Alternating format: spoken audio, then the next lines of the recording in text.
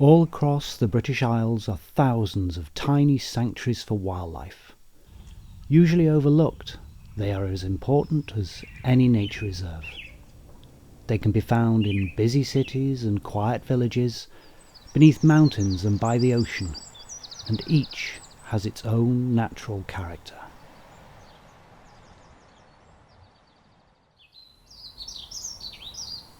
For some people they are sombre places, unnerving even, but for their smallest inhabitants they are a refuge, full of life even when the days are short and the air cold.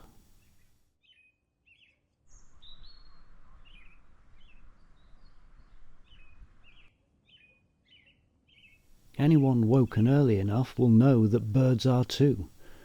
Even though often hard to spot, they are easy to hear, the various robins, finches, blackcaps and thrushes.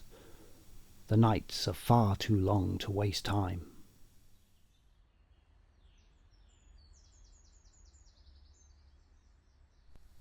And as watery light warms the day a little, so even smaller creatures emerge to patrol miniature kingdoms of twig and stone.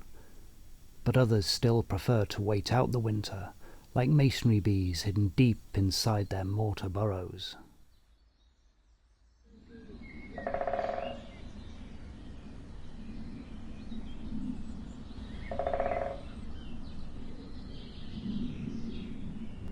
However, the living things the churchyard holds in greater abundance than anywhere else are mosses and lichens.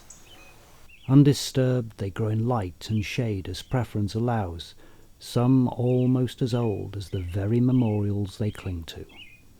Over 600 species of lichen can be found in British graveyards, a few endangered and more than half considered scarce, but none seem more apt in such a place as Old Man's Beard, a sure sign the air is pure.